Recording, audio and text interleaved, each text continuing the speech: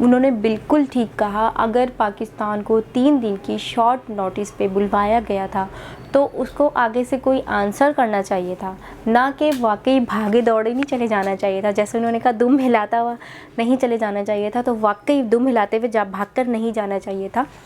کوئی آنسر کرتے ہیں, کوئی رپلائی کرتے ہیں, نہیں آ سکتا ہوں, کوئی پرابلم ہے, کچھ بھی XYZ بولتے ہیں, لیکن 3 دن کی شارٹ نوٹس پہ بھاگ کے نہیں جانا چاہیے تھا.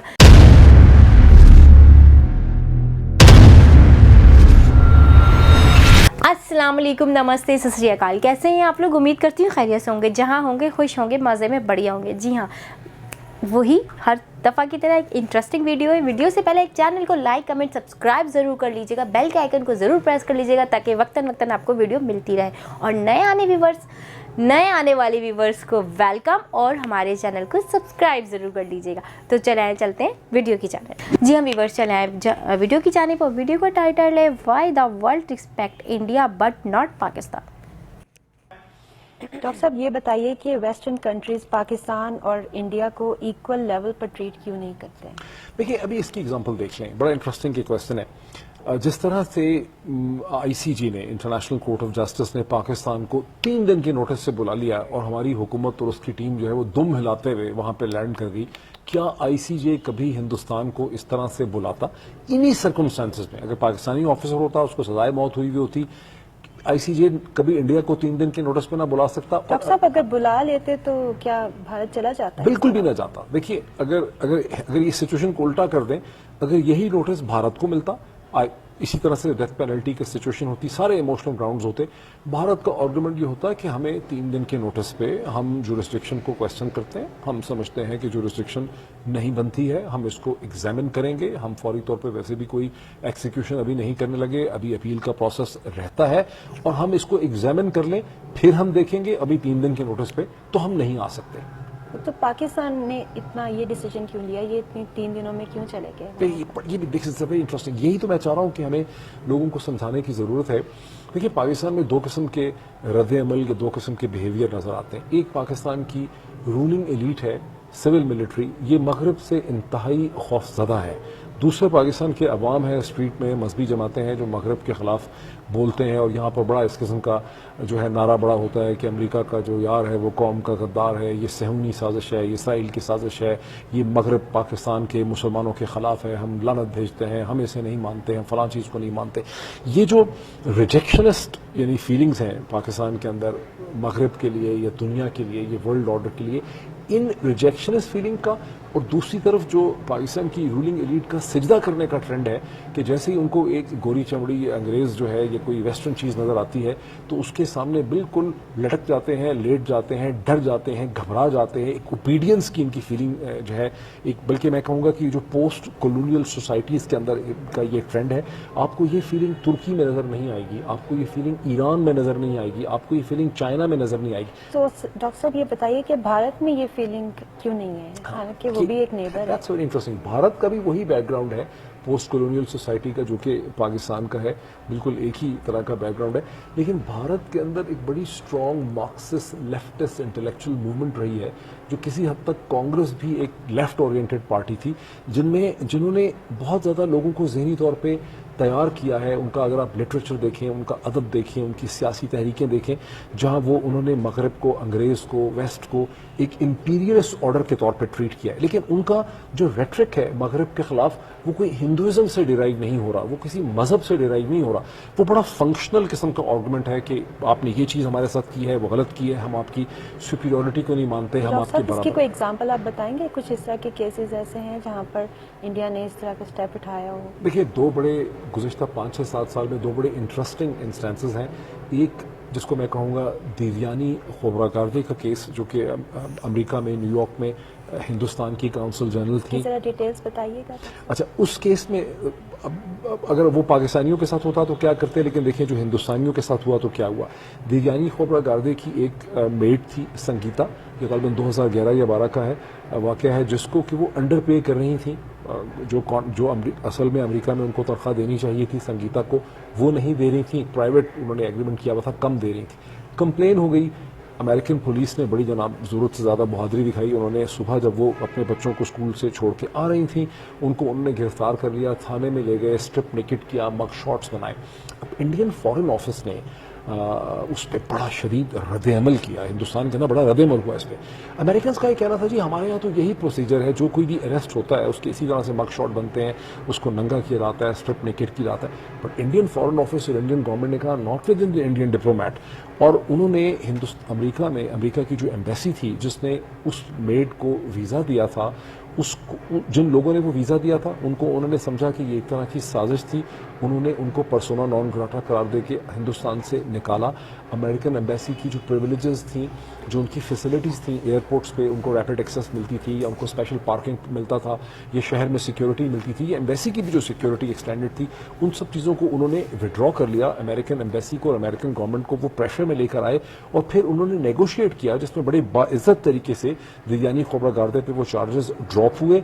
और उन्होंने उन अमेरिकन को जो वो समझते थे कि उन्होंने दिव्यानी के खिलाफ एक्शंस किए हैं दिल्ली से बैठ के, उनको उन्होंने किक आउट किया। लेकिन आप देखिए अमेरिका में और हिंदुस्तान के दरमियान कितने अच्छे रिलेशनशिप आपको नजर आते हैं। अमेरिका वहां पर हिंदुस्तान के बारे में उस जुबान में बात करता आपको नजर नहीं आता। अब इसको अगर जरा सोचें, जरा गौर करें, अगर ये पाकिस्तानी डिप्लोमेट होती तो आप समझती हैं कभी कि पाकिस्तानी की गवर्नमेंट, की पाकिस्तान का फॉरेन ऑफिस जो है उसमें ये हिम्मत होती कि अमेरिकन एम्बेसी को उस तरह से ये ट्रीट करते जिस तरह से हिंदुस्तान में उन्होंने ट्रीट किया। ये चीजें बड़ी इंपॉर्टेंट है। एक और वाकया भी है गालिबन इटालियन एम्बेसडर का, उसके बारे में बताइए। वो इससे भी ज़्यादा इंटरेस्टिंग है। देखिए जब दो इटालियन जो गालिबन मरीन थे उन्होंने फायरिंग की केरला में, जिसमें केरला के दो फिशरमैन जो हैं उनकी डेथ हो गई, वो अरेस्ट हो गए। जब वो अरेस्ट हुए अभी कोर्ट ट्रायल पेंडिंग था कि इटालियन गवर्नमेंट ने ये कहा कि जी हमारे यहाँ इनको आने दें इलेक्शन के लिए, और बहाने से, और बल्कि ये हुआ कि इटालियन जो एम्बेसडर थे उन्होंने कहा कि मैं अंडरटेकिंग देता हूँ कि जब भी इनको ट्रायल की ज़रूरत होगी तो ये इटालियन जो मरीन्स हैं ये वापस जो है आ जाएंगे, ट्रायल स्टैंड करेंगे। और इटालियन एम्बेसडर ने अंडरटेकिंग दे दी। हिंदुस्तान की सुप्रीम कोर्ट ने उस अंडरटेकिंग को एक्सेप्ट किया और उन्हें जाने दिया। कुछ अरसे के बाद जब उनको बुलाने की बात आई तो इटालियन गवर्नमेंट ने और इटालियन एम्बेसी ने एक नोट वर्बैल इशू किया हिंदुस्तान की गवर्नमेंट को, और उन्होंने कहा कि जी वो वापस नहीं आ सकते बिकॉज अब वो तो ट्रायल स्टैंड नहीं करना चाहते, कोई एक्सक्यूज क्रिएट कर दिया। उस पर इंडियन सुप्रीम कोर्ट ने ये कहा कि इटली के जो एम्बेसडर हैं हिंदुस्तान में उनको रिस्ट्रेन किया जाए, उन्हें हिंदुस्तान से बाहर जाने की इजाजत नहीं है। वो किया गया था, बिल्कुल किया गया। बाकायदा मार्च में 2013 में मैं समझता हूँ ये वाकया है, ऑर्डर्स इशू हो गए, इटालियन एम्बेसडर को डिटेन कर दिया गया, वो उनके पासपोर्ट ले लिया गया, वो हिंदुस्तान छोड़ के नहीं जा सकते थे। फिर इटालियन गवर्नमेंट ने कंप्लाई किया, वो दोनों मेरीन्स वापस आए तो हिंदुस्तान की सुप्रीम कोर्ट ने इटली के एम्बेसडर को जो है ट्रैवल करने का राइट दिया। अब देखिए इमेजिन करें, क्या पाकिस्तान में किसी वेस्टर्न कंट्री के एम्बेसडर के साथ पाकिस्तान की कोर्ट ऐसे करेगी? नहीं कर सकेगी। लेकिन ये वो एसेंशियल चीजें हैं in terms of decision making जो आपको ग्लोबल ऑर्डर की this is I will call calculated defines. आपको अंडरस्टैंडिंग भी मिलती है, आपको रेस्पेक्ट भी मिलती है। जी व्यूअर्स, जी हाँ, ये वीडियो देख के काफ़ी दिल में अजीब सी फीलिंग सी हो रही है, क्योंकि वो बिल्कुल ठीक कह रहे थे कि पाकिस्तानियों की इतनी ज़्यादा रिस्पेक्ट नहीं है। तो मैं कहूँगी कि रिस्पेक्ट जो है बनाने से बनती है, ऑटोमेटिक खुद ही नहीं बन जाती। जब तक आप अपनी इज़्ज़त नहीं करवाओगे अगला बंदा आपकी इज़्ज़त नहीं करेगा। उन्होंने बिल्कुल ठीक कहा, अगर पाकिस्तान को 3 दिन की शॉर्ट नोटिस पे बुलवाया गया था तो उसको आगे से कोई आंसर करना चाहिए था, ना कि वाकई भागे दौड़े नहीं चले जाना चाहिए था। जैसे उन्होंने कहा दुम हिलाता हुआ नहीं चले जाना चाहिए था, तो वाकई दुम हिलाते हुए भागकर नहीं जाना चाहिए था।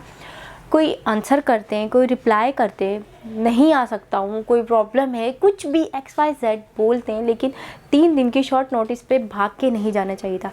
जाहिर सी बात है, अगर आप उसके आगे बिछे जाओगे, गिरे जाओगे, अपने वैल्यू नहीं बनाओगे, आप अपने आप को अपनी रिस्पेक्ट नहीं करवाओगे, तो वो क्यों करेगा? जब आप भागे दौड़े जाओगे, उनके आगे पीछे जाओगे, तो वो आपको और दबाएंगे, वो आपको कमज़ोर समझेंगे, वो आपको और प्रेशराइज़ करेंगे।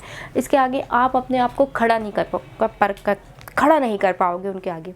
तो एग्जैक्टली जैसे वीडियो में वो कह रहे थे, अगर यही शॉर्ट नोटिस इंडिया को दी जाती तो इंडिया कभी भी नहीं जाता।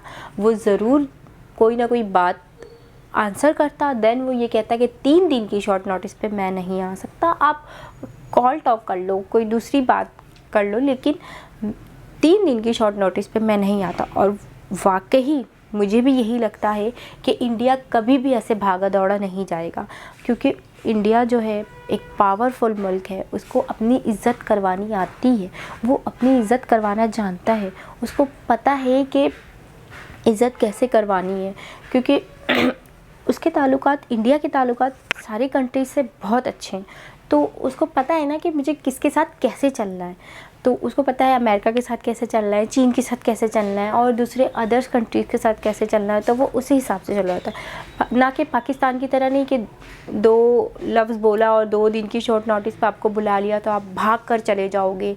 आपको अपनी इज़्ज़त की परवाह नहीं है, आपको अपने मुल्क की कोई परवाह ही नहीं है। अगर आपको अदर्स कंट्री या अमेरिका ने बुला लिया तो आप भाग कर जाओगे। वैसे तो आप उसकी हर चीज़ पे कहते हो बैन लगाओ, ये नहीं यूज़ करो, वो यूज़ करना है, ये नहीं करना है, बहुत सारी चीज़ों पे आप बैन लगवा रहे होते हो। लेकिन अगर उसने आपको बुलाया शॉर्ट नोटिस पे तो आप भाग कर जाओगे, नहीं जाना चाहिए था। तो यही बात सारी सामने आती है कि अपनी इज़्ज़त खुद करवाने से होती है। और पाकिस्तान, मैं समझती हूँ पाकिस्तान को अपनी इज़्ज़त करवानी चाहिए। बस करो यार, अब कितना गिराओगे, कितना गिरोगे, बस करो, अब खड़े हो, थोड़ा कुछ करो, अपने मुल्क के लिए करो, अपने लिए करो, कुछ तो करो। ये वीडियो देखकर तो मेरे तो अंदर से जज्बात जो है ना जाग उठे हैं, कुछ ना कुछ बोलने को दिल चाह रहा है। बट ये है कि अभी जो है मैंने और बहुत सारी चीज़ें मैंने बोल दी है, बहुत सारी बातें मैंने कर ली आप लोगों से। तो बस इसका यही मकसद है कि अपनी इज़्ज़त खुद करवाओ। सिर्फ लीडरशिप ही नहीं, हमें अपने लिए भी अपनी इज़्ज़त, अगले बंदे के आगे अपनी इज़्ज़त आप करवाओगे तो आपकी इज़्ज़त होगी। तो ये चीज़ हमें अपने अंदर खुद अपनानी चाहिए, और आप लोग भी अपनाएं। हम भी कोशिश करें कि अपने आप को किसी के आगे डिग्रेड ना करें। तो इस वीडियो के साथ जब तक मुझे दें इजाज़त, मिलती हूँ नेक्स्ट वीडियो में। अल्लाह हाफिज़।